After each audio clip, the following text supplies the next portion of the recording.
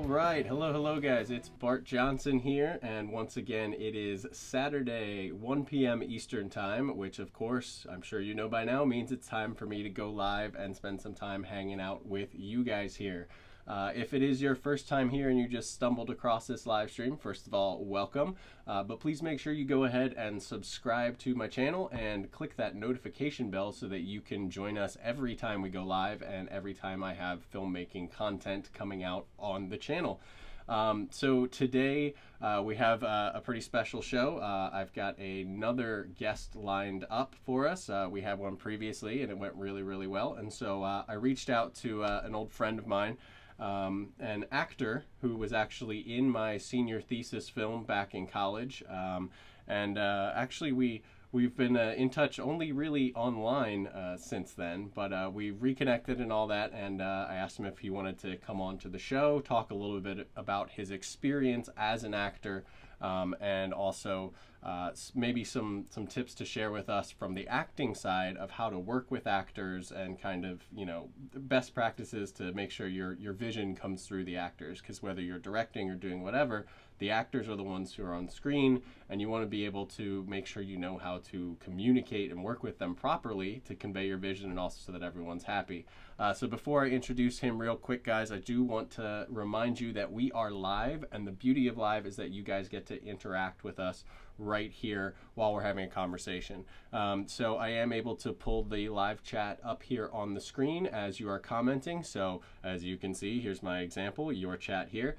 So please feel free to comment, ask questions, and anything along the way. If you have any questions for our guest, we will of course make sure he gets to see those as well. So let me make sure I've got our chat pulled up here and we're getting all set. And with that, without further ado, because I've got him standing by here on the line, I want to introduce you guys to Mr. Drew Hester. So let me bring you up here, Drew. Hey, Drew, how you doing? Hey man, how's it going? I'm doing all right. How are you? I'm doing good, doing fine on this Saturday. I know we were having a little chit chat earlier about, you know, we got Memorial Day weekend here coming up, and I appreciate you taking the time out of the day to hang out with not only me, but everybody else who may tune in and be watching the show. Definitely. I appreciate you having me on, man. So like I was saying, I'll give a little bit of brief background. You and I first met, it was about 10 years ago, man. Back when I was in college at Savannah, yeah, it's ridiculous, right? Savannah College of Art and Design, and I was doing my senior thesis film that I've plugged shamelessly on previous shows on here, but it was Prisoners of War. It was a World War II period film, student film. And I went in search of actors, and I was, of course, in Savannah, Georgia, and you were just outside of Atlanta, and we met and did a little audition and stuff like that, and you became really one of the key characters of the film.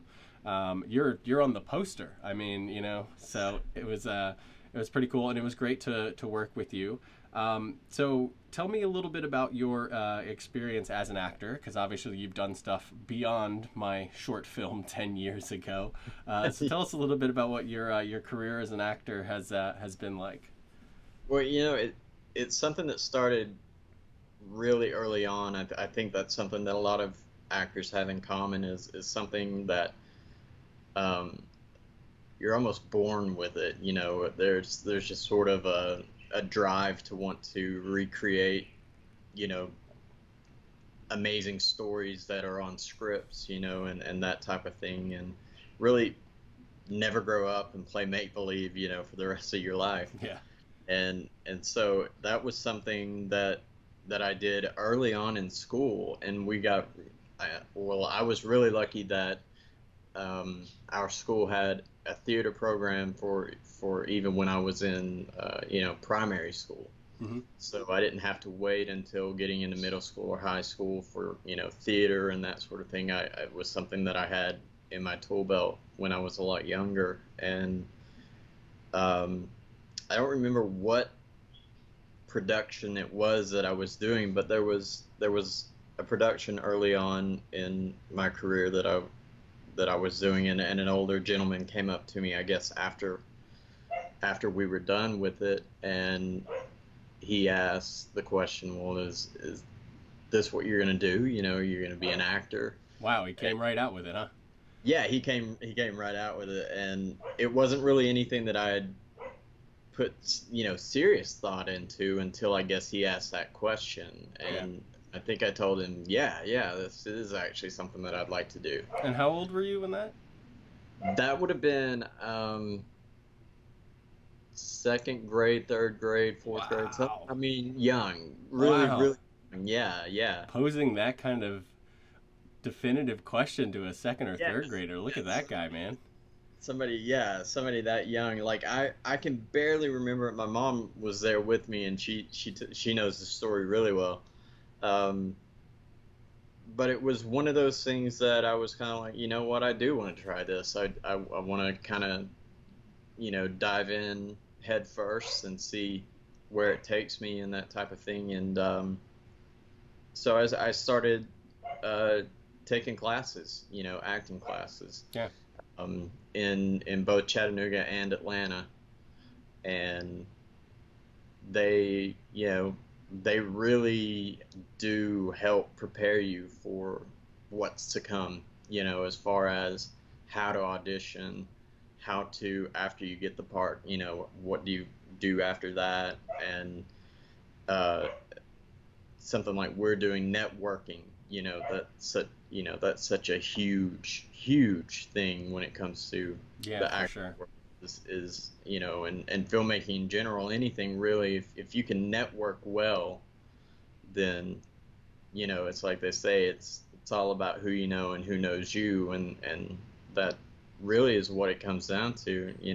That's kind of Yeah, it's what my true. life it's really what my life has been.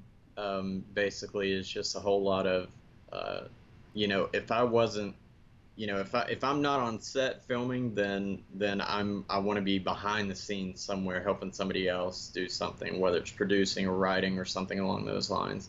And if I'm not doing those, then I'll hop back into an acting class, real immediately, and just try to, you know, see what's new, what are people, doing, because it used to be that you had to, you know, send in a headshot and resume, and they would call you in, and you'd have to have another headshot and resume, and you would do, all this formality, and now it's just like send a tape in, Yeah. and and you Send might a get, send a YouTube link. yeah, YouTube, exactly. Yeah. Things have changed so dramatically over the years for, uh, the way that it becomes a little bit easier, because you as an actor, you travel constantly, Yeah. traveling every single day to go on auditions, and you're if you're really hoping that you book whatever you can, Yeah. um, initially, and it becomes it's a grind. It is tough. It's not one of those things that I tell people, especially when they come to me and they say, I want to be an actor, and I Yeah. go, do you really, you Like know that what's guy involved? asking you in second grade, right? Yeah, exactly, You gotta and you gotta know you're gonna commit a lot to it. that's exactly right. It's a very big commitment, and there's some, the good outweighs the bad. Yeah. It always does, but you're gonna have those moments when you are on set and you just want to be home.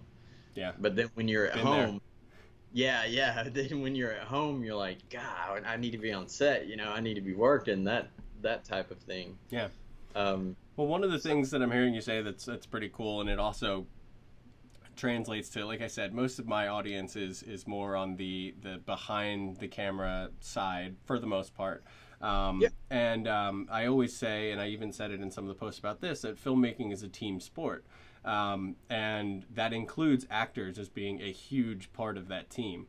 And so the beauty of it being a team sport is that you try and surround yourself with people who are really passionate about what they're doing specifically. So the sound guy is someone who loves doing sound. The cinematographer is someone who loves doing cinematography. The director is somebody who loves directing. Well, you want that same thing with your actors. You want to find people who are passionate about acting, who are passionate about the project that you're doing and that kind of stuff. But then there's also the skills. Passion is one thing, but being competent and capable is another. Yeah. And so you do need to make sure, like you said, you've been doing it, classes in school and all sorts of stuff all the way from a really, really young age.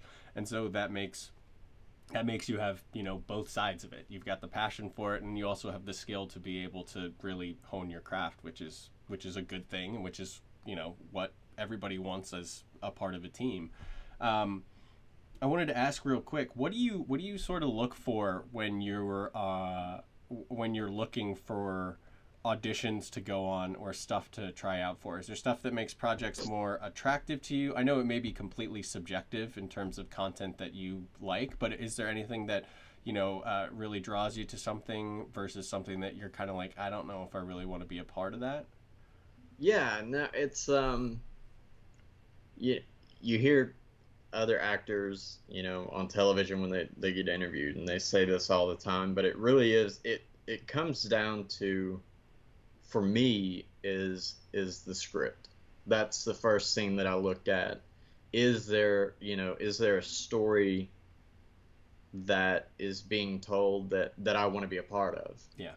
And do I feel like the script is, good enough? Is it ready to be, put out there? And Yeah, like someone's done their due diligence. They're not just trying to exactly, slap something not together. just throwing something out there, it's gone through revisions and has, something out there that, is very attractive to an actor, Mhm. From that standpoint. It's not always about, um, how much screen time am I going to get?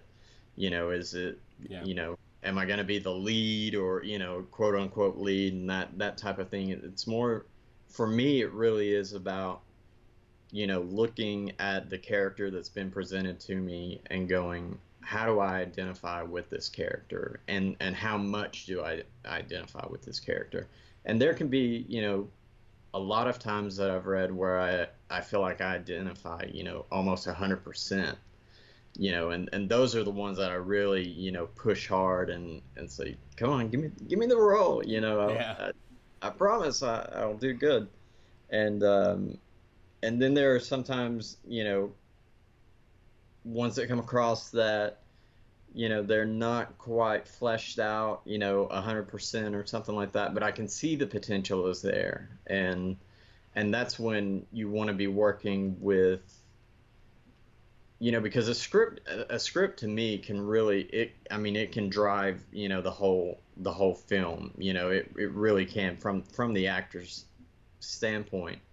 So when you're working, um, from that standpoint, you really want to have, getting back to your side, you want to have a group of people that also understand, you know, the importance of the script, the importance of the story, and that ultimately that's what we're trying to do, is tell a story that people for 2 hours, hour and a half, 2 hours, can sit down and just kind of lose themselves in Yeah. in that story, and That's a really good point, because I know even I get wrapped up in what I call GAS, which is like gear acquisition syndrome, which is what I call it. But like we love the yeah, new tech, we love the toys, especially us on the camera side or the sound side. Like we get wrapped up in sort of the technical execution of stuff, when really what you need to remember is that everything is being used to tell a story, and if the storytelling isn't there, then it doesn't matter how great your camera is, how great your lights are, how much money you spent. It's not going to hold people's attention. People aren't going to connect with it and all that. And so, yeah, that's a really important thing, that, story is key. And yeah, as actors, I feel like you guys uh, are able to sort of avoid some of the pitfalls a little bit better than some of us on the crew side, because we get wrapped up in our stuff and how to do it. And you yeah, guys get to come at it with a much more, story based view. You are putting yourself into the story. You're feeling what the story does for you and what you feel your character would do and stuff like that. And so that's a real good point, that is cliche as hell that everybody always says like it's all about the story, but you know what? It's freaking true. So It really is. I mean, if, like you said, you can have the most beautiful shots in the world and just this amazing cinematography, just beautiful. And if you don't have a story, your audience is going to go, well, it looks great, but yeah, but but I didn't what, feel anything. I don't care. Yeah, yeah, yeah, exactly. So um, my I dog yipping. it's one of ours. I got mine too. That's like she can hear me talking to you. So Yeah, I think the puppy is bugging our older husky, and she's just barking at her or barking at him to leave her alone. But it happens. Um, yeah, One of the things I wanted to ask you is, I've linked to your IMDb down in the description. So guys, if you wanna check out Drew, make sure that you do that. I've got some social media links in there for him, but also his IMDb. So you've done a variety of different things over the years. Can you tell me what some of the projects that you've been on were, and maybe what some of your favorites were, or what some that uh, you're really proud of?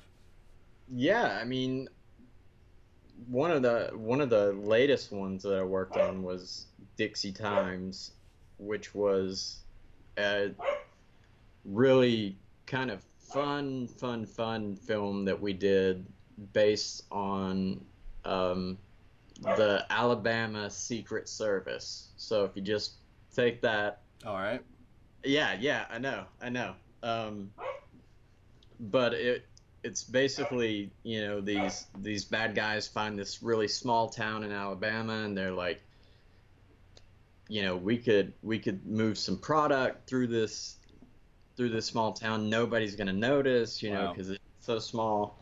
And my character just wants to, live with his wife and new child and basically raise a family. So did you play a resident of the town or a member of I the like was service? I was a resident of the town that loses his job and then basically gets pulled into this kind of underground world because they see this, kind of really green guy that just doesn't know any better and just wants to, make money that can, pay the bills and stuff. Can be And manipulated, yeah. exactly. And so we had a lot. There were a lot of stunts that we got to do. Stunts are always fun. Stunts are always fun. Um, there were a couple of scenes where the stunts were so dramatic. There wasn't really any acting that had to be done. The fear. It was all real. It's real. It was real. Yeah, it was definitely going, okay, am I gonna get stabbed? That was so Oh close. man. You know, that type of thing. But that was a lot of fun. I actually printed out because I've lost track over how, not to brag, but like how much I've done over the years, and I'm like, Oh, what no have worries. Brag away, man. Having a I resume that you can't remember everything on it's a good thing. What Yeah, was that what was that that last project you were just talking about? Is that out somewhere that we can find it? Was it like a series or a short film or a feature? it was a feature, Okay. and I'm still waiting for it to come out. Still in post and everything. Still in post, Okay. yeah. They're still working on. There were some sound problems throughout the entire film. Somebody didn't realize that like a battery needed to be changed Oh or man. or something, and so a lot of the film is ADR. A lot of it is Oh just wow. going back in and having to. I had to basically redo almost every one of my scenes in ADR, Oh which was man. which was brutal. Yeah. Um, Especially if you had that performance in the moment, that yeah, that's hard to sort of muster up that same feeling and sound of your voice to be able to recreate that. But it really does because you hit on something there. There's a lot of emotional scenes throughout the film, um, and he was like, now remember when you were on set, you were shaking, and I'm like, all right, we could try this. We can try to get it. But Trying to I put you back into yeah, that trying to put me emotional back state. into that emotional state, which was tough because, when you're shooting on location, everything is real. Everything is, it's right there. It's raw and gritty. Whereas, taking it back into the studio and having to record it, you're just having to, relive it in your mind. Yeah. Um, and stuff. So That's cool. but We've got my buddy Jay Warrior. I'll pull him up real quick. Is chiming in the chat, and he says he's sharing your pain of ADR. And yeah, there's this, oh gosh, ADR. all right. So, but yeah, just a quick reminder, guys, we are live. So even while we're chit chatting, if you have any questions for Drew or me along the way, please feel free to pop them in the chat because we're both keeping an eye on it as we go along. But we're just doing some sharing and storytelling right now. But we are looking out for you guys. So if you're here watching, please do go ahead and comment in there. I don't know. It is Memorial Day weekend Saturday, so who knows how many people want to be sitting inside and joining us. But it's all good. We're hanging out anyway. That's right. But yeah, That's so you were going through your long resume there. What other things you got on there that were pretty cool? right. Well, I did a film called I Am the Bluebird, which I saw that was listed on your IMDb. yeah, and that one was that's probably the hardest role I think that I've ever had to do. For some reason, people love it when I play a bad guy. Really? Yeah. That's interesting. I don't get it. Because in my film, you totally weren't the bad guy. You were the Yeah. only person who was sort of like the man of reason. Yeah, exactly. That's funny. And but they're like, no, you just play bad so good. And I'm like, okay, Yeah, well, all right, that's cool. But I mean, I got to play just a nasty guy, just really, just not a guy that you would want to be friends with Yeah. or walk up, a dark alley and meet this guy. I can remember one scene that we were shooting that was a really sensitive scene, and the director had cast he had cast his sister to be in this scene hmm where my character is taking advantage of her and her kind of state of mind that she's in, and he's kind of drugged her up a little bit, and it's really dark. And I can remember when we finished, and you hear cut and everything, he ended up just standing up and walking away, and it took him a good 30-45 minutes before we were like, where did Tommy go? Like, Wow. where's Tommy at? And so Sean from Prisoners of War, that he was working as the first AD Oh, on it, nice. and that's actually that's how we met. And he went out and found him, and I guess he was out crying by his car or whatever, just because Wow. Yeah. it had touched home a little too close. But at the same time, she and I were fine, and we were like, well, I guess we did our job. Yeah. When you have those little moments that stick out in your mind where everybody just kind of goes, all right, we need a break. Yeah. That was too real. That was too, Wow. this or that. And Now, when you play a character like that, you said that obviously the ones you're drawn to the most are the ones that are sort of most similar to kind of you, where you could see yourself Yeah. being that person. When you have to go and be someone who is the complete opposite, like this character, who I hope at least is someone that you have no Yeah. desire to be at all like, Not at all. and personally find completely immoral and wrong. How do you sort of go about getting into that mindset? And also, do you find that it's kind of interesting for you to explore it's okay to be bad even though it's pretend? Yeah, it's and that's something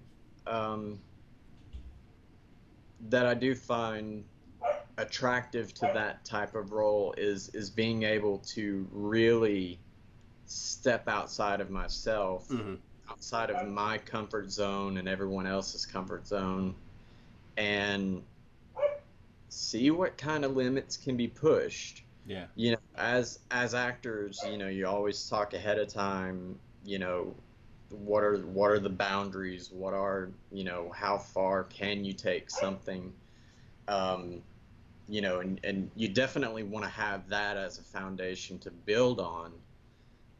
But it's something that's really exciting for an you know, any actor that I've ever, you know, really had the privilege to work with, when they're able to take something and, you know, that really is almost 100% completely not them, Yeah. and you know, just run with it. You know, there's something really kind of freeing and just, you know, really nice, Hmm. to be able to do that, because uh, like I said, you know, it's really living in a make believe. It is, you know, you have to remember at all times that you are, you know, again, telling a story in a make believe world, and Yeah. it's not, you know, real. It may be based on, you know, a true story or something like that, in which that case, you know, you want to handle it with kid gloves to make sure that you do its due diligence and you Yeah. know, For sure. all of that. Um, but yeah, no, there's something, as bad as it might sound, there's something enticing about having, you know, sometimes those bad boy roles where you can just kind of jump into them. Yeah. You get to explore something that's not socially Yeah, acceptable. exactly, exactly. Yeah. And get away with it, and then of course when everybody says cut, Come back.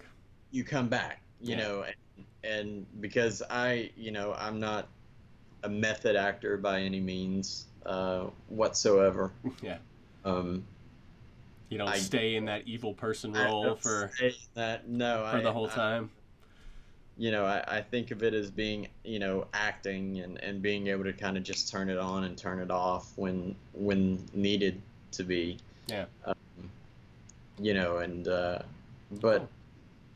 you know, those two are ones that pop out. I'll have to check that out. Instead of I Am the Bluebird.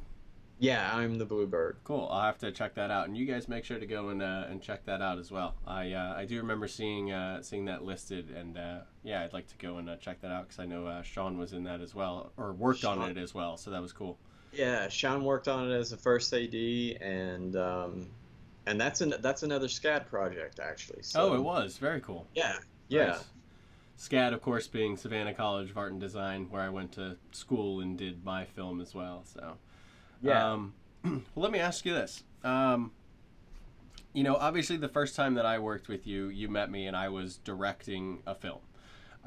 And so we we met and we auditioned and then we had meetings and we met with all of you guys because you were supposed to be a military unit. We had you guys, sort of have some bonding time and stuff like that. As an actor, what is your relationship with the director and all that? So what is that like? The communication between actor and director, and why is that important? Because some people are like, all right, well, you've read the script, to show up on the day and we'll do it. But for it to really work, there needs to be more of a relationship there, I would think. Definitely, definitely. It's one of those things that, you know, every project that you come onto, if you haven't worked with that director before, there's a little bit of, you know, oh gosh, how is this going to go? Kind of feeling.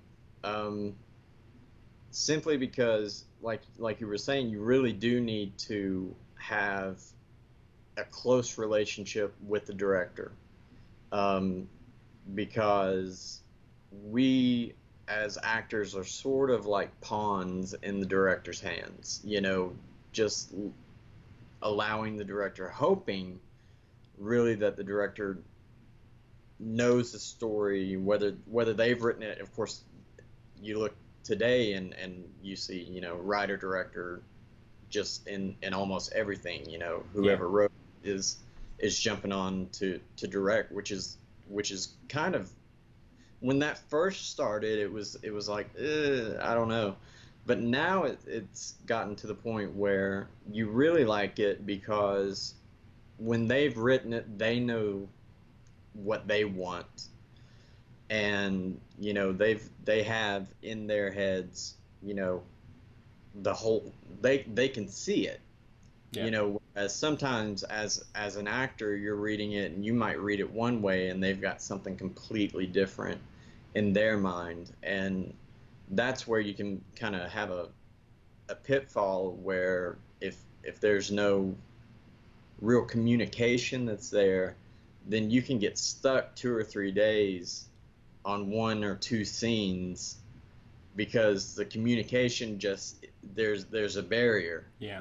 and you're not getting what the actor isn't getting what he needs from the director, and vice versa. Yeah. And I've had that happen to me, before, in a film, that it was, this guy was a new director, but he had been in the business just doing some producing here and there, but had never really directed. And he came to me and said, if you want the part, it's yours. And um, no real audition or anything like that, which is always nice. Yeah, you're in. Yeah, yeah. So I was like, yeah, sure. Let's see what we can get out of it. I thought it was a really, it was kind of a coming of age story. A son with his father being an alcoholic, and just trying to, deal with the everyday trial and tribulations of that. And we would run into some times where he would have it in his head that he saw it going one particular way, and kind of only that way. Hmm. And he would come to me and he would say, no, I need you to say it exactly like this. And I would do my best to do it, but it didn't feel natural Yeah. in doing so. And so I tried to, relate that to him, in the fact that, I don't, when I'm doing it, it doesn't feel natural. It kind of throws me off a little bit, that type of thing. And he was like, no, no, no, no, it's gotta be that way. And we took just a small scene, and it took us like 2 days to Forever to film, do it. Yeah. just with like two pieces of dialogue, and it took forever. So it was one of those times where it was really, really tough, because he was very stuck on his ways as far as that scene was concerned, and I just wasn't feeling it Yeah. as the actor. I was coming to him going, yeah, but he's been through this and he's been through this, so would he really Yeah. say it that way? Would he really come across and say it that way? Um, and that's when I'm working with a director, I love working with one that is open to, the actor's interpretation too. And even if they've got something in their minds, if the director says, I want to take it this route, that's perfectly fine. Let's go that route. Um, but for them to say, let's take it this route and you guys run with it. Like, this is what I've got in my, envision in my mind. Yeah. And let's see, but let's see, because you've hired these actors to bring these characters to life. Yeah. You're dishing out, for the most, when you get, beyond, small independent films and that sort of thing that you have to do in the very beginning. Yeah. When the money starts rolling out, suddenly it becomes, a different ball game. And you're going, you hired us because this is what we do. It's true. This is we're, we've been trained to come in and, and yeah, we can follow directions, but at the same time, we might have some ideas here and there, um, Yeah, that and I like that point because I do think that is a key thing that people need to know, especially if you're going to be directing and working with actors and stuff like that, is that, um, you know, it's a two-way street between an actor and a director. And if as a director you are so like unwilling to budge and just like married to the script or whatever, you could run into some issues.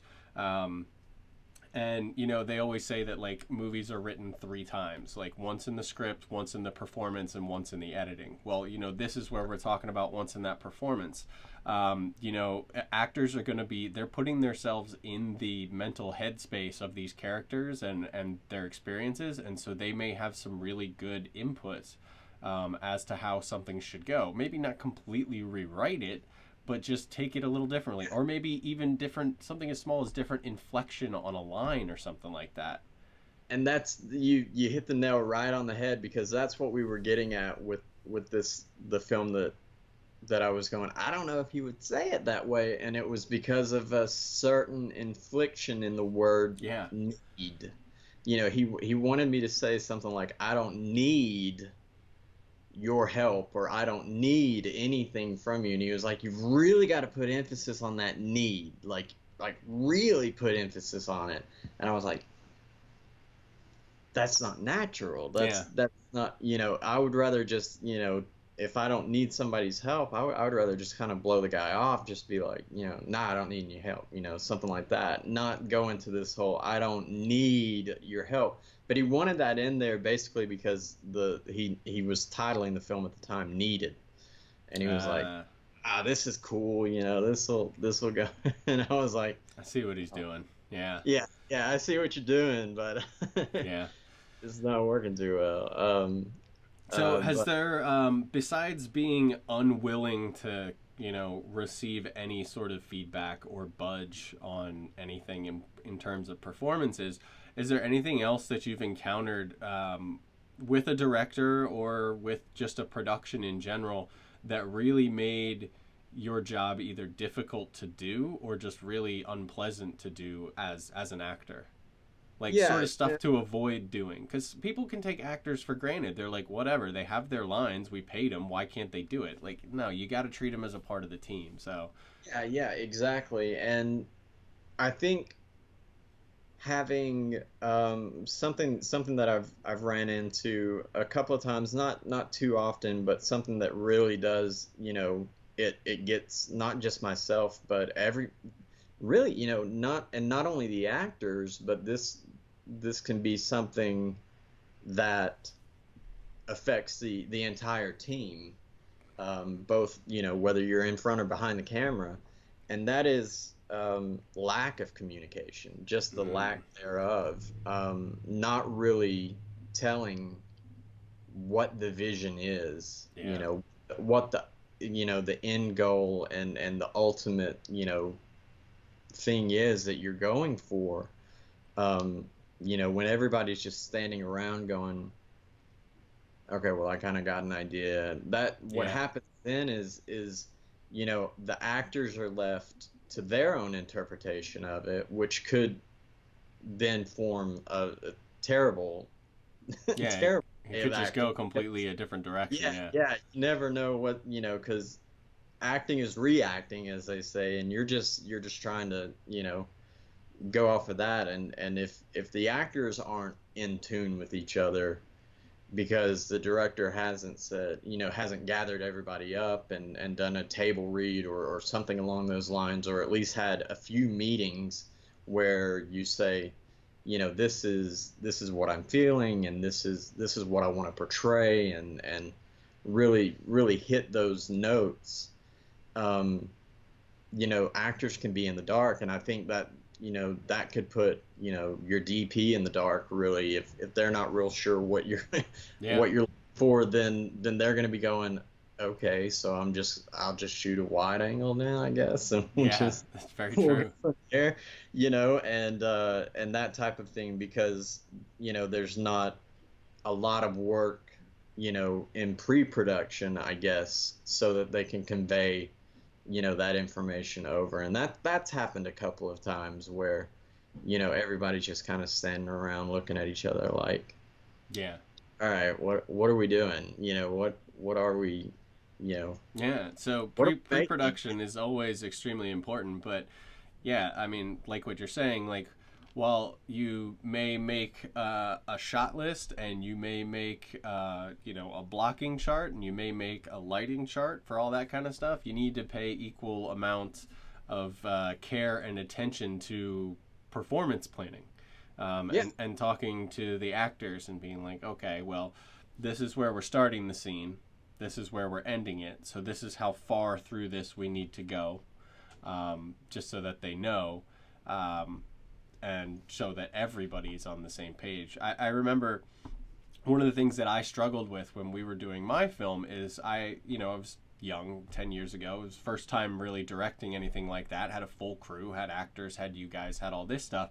And so I had in my head, I'm like, oh yeah, we need to do this little piece, then this little piece, then this little piece. And so the question that I kept getting asked was just like, well, how far are we going with this? And we kept taking it in sort of little chunks, but that made it a lot more difficult for you guys because it's like, that's when you guys would suggest to me like, well, how about we play the whole thing through and see how it right. goes, because it gave you guys the chance to emotionally play off of each other, because there were four people in the room in this scene, and I was like, all right, well, let's shoot this little bit, just these three lines, and then we'll shoot this little bit, just these three lines. And so it gives nobody any chance to actually like interact and act. It was just people reading lines. And so being able to take the advice from you guys to be like, all right, let's play it out and see how it goes, you get a much better performance out of it. And I was more than happy to take that recommendation from you guys, because of course I was young and wasn't hard-headed yet, because I was like, I'm not sure I know what I'm doing, so maybe I'll take some pointers from them. Yeah, no, we love that. I mean, that's, Prisoners of War, the whole going back to that, that's probably it's been one of the most fun things that I've been able to do, Good, man, good.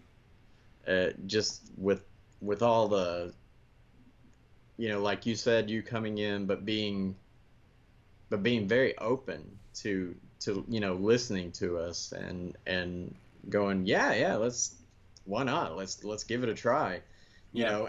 and seeing how it all would pan out. And then when you add on, the stuff that, we're trying to portray something that, is an act of fiction but really did happen, Yeah. and give it, that's when you really, I mean, you always want to try to give it everything that you've got, 110% and that sort of thing. But then you go, when you're working on something like Prisoners of War, where you're going, okay, we're reenacting World War II, and I go, my grandfather fought in World War II. Yeah. You start thinking about those, and you go, real people had to experience this and go through it for real, versus what we were having to go through, which was, not real, but we made it as real as we possibly could. Yeah. You guys did a great job. And we had professionals, helping us with the stunt work, and Yeah. and just blowing, Squibs and blowing forget, stuff and just blowing stuff up, and yeah, that was fun. one of the things that I'll never forget is that my character Anderson was supposed to pick up his helmet whenever, when it just hits the fan, and run to that wall, for cover. And I didn't do it, so I didn't have my helmet, which is, protecting from, all this stuff that's blowing up. And it was another one of those times where you go, the fear was real, when you Yeah. when you've got stuff going, by you, and and it's also blowing toward you and over your head, Yeah. and that sort of thing, and you're going, oh crap, Yeah. I've my helmet, and this could not go well, that thing's Luckily, we had a pro. So for all you guys who are worrying that we put our actors in danger, we had Bob Shelley, who was I believe he's still working, but he was the guy who did the effects for like Ghostbusters and the Mission Impossible movies and all sorts of stuff. He has a huge resume. So us getting to have him come on to do the squibs and all that kind of stuff was just freaking amazing. So we knew we were in good hands, but yeah, it was still pretty like, whoa, like we're really blowing holes in the set. And that was the other scary thing is when we blew the holes in the set, we only had one set. So we were like, we have one shot to get this. And we're shooting on film and we're about to actually blow holes in our set, which means that like, we better get this right. I can remember the tension, and I can remember really the tension coming from you. Yeah, I was nervous. Just going, I built this set, and we're about to blow it up, and like you said, we're shooting on film. We're gonna get one take at this. Yep. We gotta get it right, and that's those are times when it's when it's really exciting. That's when you go, all right, last shot. We gotta get this. Yeah, it was good. It was fun, and I do want to say for any of you guys who are interested. I did find, I knew I had it posted somewhere, but I do have the full length of Prisoners of War, my senior thesis film from 10 years ago, so be kind. It's available on Vimeo for free, so I put it up there, so if you guys want to check it out and watch it, it's about 15 minutes long. There's a link down in the description. And if you feel like, throwing a little money our way, it is and has been for the past, 9 years available on DVD from Amazon. I think it's like $10-15 or something like that. But I put the link down in the description for that too. So you can watch it for free, but if you want to own a copy, you can go ahead and grab that too. But yeah, that was pretty cool to be able to get it onto actual Amazon and for sale on there, which was cool. Yeah, that's really cool. That's really cool. So we haven't had a whole lot of people in here, but that's all right. Like I said, it is Saturday, Memorial Day weekend, so we're not sure. But if you guys do have any further questions beyond the live show, please feel free to leave them down in the comments below. Any questions about acting, about how to find actors, about how to work with actors and stuff like that. Make sure to pop those down below, and do make sure to check out the links that I have down there to find Drew on social media as well. But before we wrap up, I just wanted to ask you: do you have any just sort of overarching advice that if you had like a minute or two to tell a new director like the best way to work with actors, what would it be? I think exactly what we were just talking about, and that is, don't take them for granted, basically.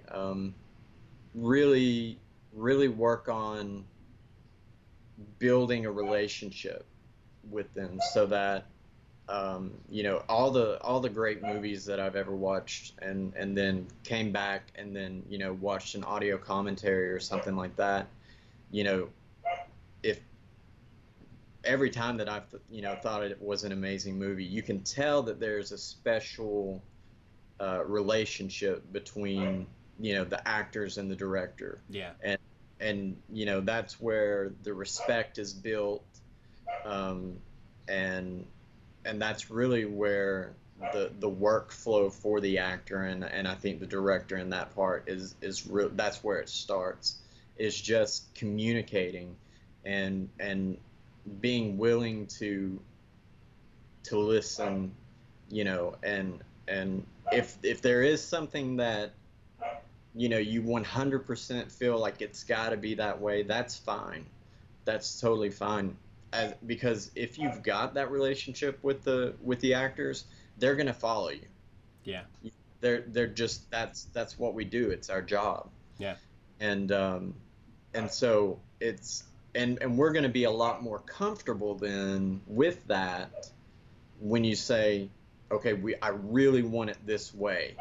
We're gonna feel a lot more comfortable and have a lot more trust than in that, because it does come down to the trust. How much do you trust that vision versus, what you had in your head when you were first reading it, For sure.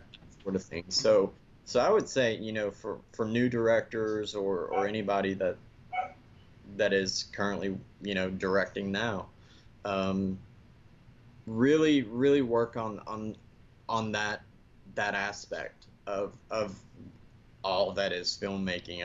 Everything. Yeah. It's really so huge. But it's something that I think is that's something that can be very simple to integrate into your workload and that sort of thing. It's also something that's so simple that it's easy to forget. That's so true. And so you get wrapped up in the heat. I mean, it's easy for us to say it now, but you get wrapped up in the heat of a set, and you're just like, just do it my way so we can get to lunch or something like that. Yeah. So just, finding a way to remind yourself to step back and be like, am I communicating with my crew, with my actors? Am I giving my actors what they need and what they're asking for? And am I listening to what they're giving me? Yeah, yeah, yeah. Because there was a time when we were doing Prisoners of War. I remember that you definitely wanted one thing done a certain way, and we were just doing rehearsals, and you were watching it through. You were over in Video Village or whatever, just checking it out, and we had done it, I guess, 2 or 3 times, and every time that we did it, I think I stepped out of frame after, you'd yell cut or whatever, but you wanted to hold me in that frame for a little while, and when we were doing the rehearsals, and this was like a long day that had been like, grueling on all of us. Yeah. And I stepped out of frame again, like just before we were gonna shoot it, and like you came over and like walked in, and you were like, "Okay, Drew, gotta have you in frame." And I just remember looking over at you and going, "Yeah," I, like when we shoot. I think I remember that. I promise, because I think I kind of felt bad about it afterwards, because I think I shot just like this look of going, "Yeah, no. I got it, man." Like, I think you doing that face right now just triggered the memory. I think I puckered up a little bit right there and was like, "Oh yeah, I remember getting that look." yeah, no, and I felt bad after it, and I was like, but it was just one of those days where I think we were all going, Oh yeah, man, it's hot in this building, and we've been, beaten down to death by for real. each other. And anybody that watches the movie, feel free to laugh at the fact that I picked the fight with Sean, who is True. 3 or 4 times my size. Yeah, you were the little guy in there. This little bitty guy, and Sean's always been a bigger guy, and I've always thought that was like a little comedic relief. Although watching it with other people, they don't seem to They just go with it, But for me, I'm going. I remember doing that and thinking I would never pick a fight with him. with Sean, who is, used to be a cop. Yeah, he was a cop at the time, wasn't he? He was a cop. Yeah. While we were doing it, and That's awesome. just little stuff like that. But yeah, I mean we had really good communication on set, and that made it so much easier to do, especially despite the hardships, the physical hardships of having to do our own, our own stunts that were, grueling at times. That's the other thing to remember as a director is, when you're having actors do stuff, they're, especially if you're doing stunts, like we were just doing things that were, I say like it was the simplest thing in the world, but like throwing a guy over a bar and landing on the ground, or somebody getting like hit in the back with like the butt of a gun. Of course, they had pads and we had all this stuff down, but it's easy for you as a director to be like, all right, let's just do it again, let's do it again, let's do it again. But you got to sit there and be like, that's not easy, man. Like you gotta remember, your actors are people too, and they're gonna get worn down, and if you wear them down too much and have zero sympathy for it, you're going to end up getting that face you gave me there, Yeah. And I think you said once, I was telling a story, and I think you remember me like having to lay across like Sean's knees. Yeah, I think we didn't have any knee pads or any sandbags to put my knees on, that's right. and we were down there, just I doing forgot this about that. Yeah. and it got to the point where like during the third or fourth hour, my knees were shot. I could not be on them. So Yeah, because it was that concrete warehouse floor. it was. So Sean would just lay on his back and put his knees up, and I just like laid across the, Yeah. like just call action and we'll go into mode, but Yeah, sorry about that, guys. but But yeah, I mean, we had so many other things and all that stuff. But yeah, just that was a pre-production slip up where we should have been like, hey, you never thought about having a fight on the floor with concrete floors, their knees. Well, we had crash pads for when you get thrown onto the floor. We had back plates for when you had to get slammed onto the floor, all that stuff. But just the thought of just kneeling and waiting on a floor for action to be called just was something that got overlooked, and again becomes a big issue on set. And thank you guys for powering through it and not just like storming out. you know But yeah, that's awesome. Storm out. It would have been it would have been us just going just limping out. Yeah. Yeah. Oh my god. But no, I mean it's one of those things where you look back and you go, wow, that hurt physically at the time, but in the end, it was so much, it was so worth it. Yeah, it was a good time. It really was. Well, we're coming on about our hour mark here, which is awesome. We've got Jay in there says he's going to go and check out Prisoners of War, so that's cool. But beyond that, guys, make sure to check out Drew Hester. I've got links to his stuff down below. Check out some of the other work that he's done and all that. Drew, of course, thank you so much for being a part of my project about 10 years ago. And also, thank you so much for us staying in touch, and thank you so much for coming on here today. I really appreciate it. Absolutely, man. I really appreciate you having me on and getting all this together. It's been a blast going for sure, back. Man. Yeah, I hope people get some tips out of this, and hopefully they get better performances out of their actors, and then also can generate long-lasting relationships with their actors to do future projects. Because I know I'd love to do a project with you again in the future. I haven't done a lot of casting for narrative stuff because I'm mostly a cinematographer now. But if a project comes my way, I'll certainly throw your hat in the ring, because I think it'd be great to work together again. Definitely. I'm looking forward to that. Definitely. All right. Well, I'm going to go ahead and close us up here. So thank you to all of you who did join us live. And if you missed us live, make sure you go ahead and subscribe to the channel. Click that notification bell so that you never miss when we're going live and when I have guests like Drew and other people on here. I'm going to let you guys go, and you go, Drew. Enjoy your Memorial Day weekend. And I will see everyone else next week, same time, same place, Saturday, 1 p.m. Eastern Time. All right, Drew. Take care, man. All right, buddy. I appreciate it. No problem.